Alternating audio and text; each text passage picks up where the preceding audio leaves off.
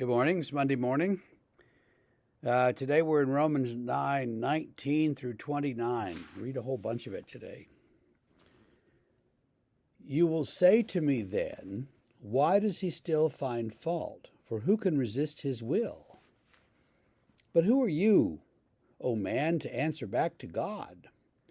Will what is molded say to its molder, why have you made me like this?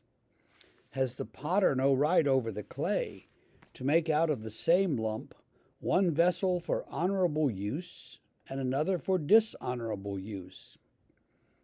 What if God, desiring to show his wrath and make known his power, has endured with much patience vessels of wrath prepared for destruction, in order to make known the riches of his glory for vessels of mercy, which he has prepared beforehand for glory?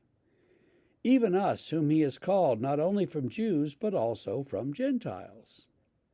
As indeed he says in Hosea, those who were not my people I will call my people, and her who was not beloved I will call beloved.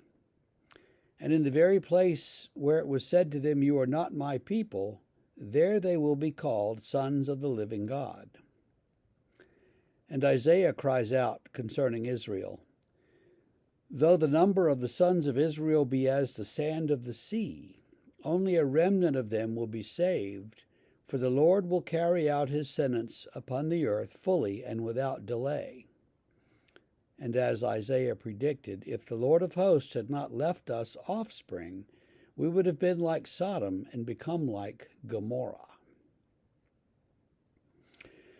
So, after claiming that God hardens some hearts and doesn't harden others, Paul has to answer the objection, well, is this even fair? Why does God find fault with those whom he's predestined to not obeying him? He's hardened their hearts, so why are they guilty?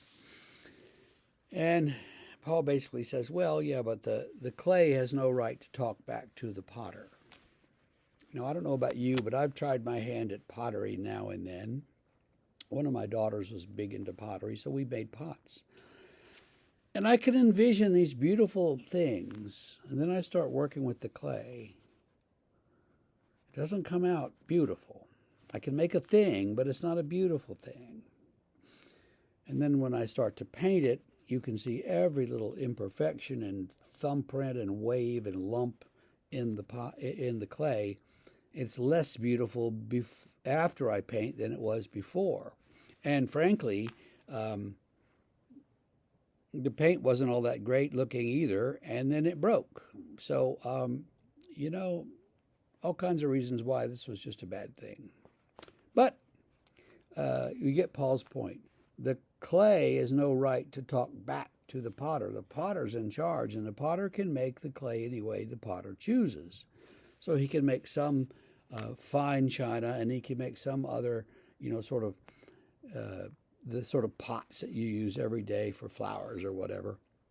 And the clay has no say in that. And likewise, he says, we, the creatures, have no say in how God, in what God does to dispose of creation.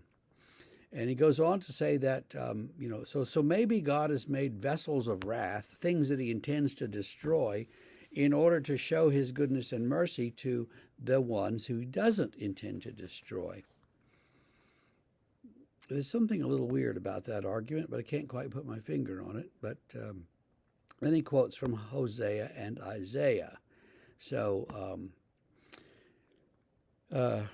ends up his paragraph, this piece of it, with, that God is going to save a remnant of Israel. And indeed God does, because they go into exile, but some of them are allowed. All of them are allowed, and some of them do come back from Babylon to Jerusalem, and they rebuild Jerusalem. So that actually all comes to pass. So that's our little lesson for today. I guess I would say to you today is be the best lump of clay that you can be, and let God work on you and change you in the ways that God wants to. And we'll see you tomorrow, and we'll keep slogging through this difficult part of Romans. Have a great day.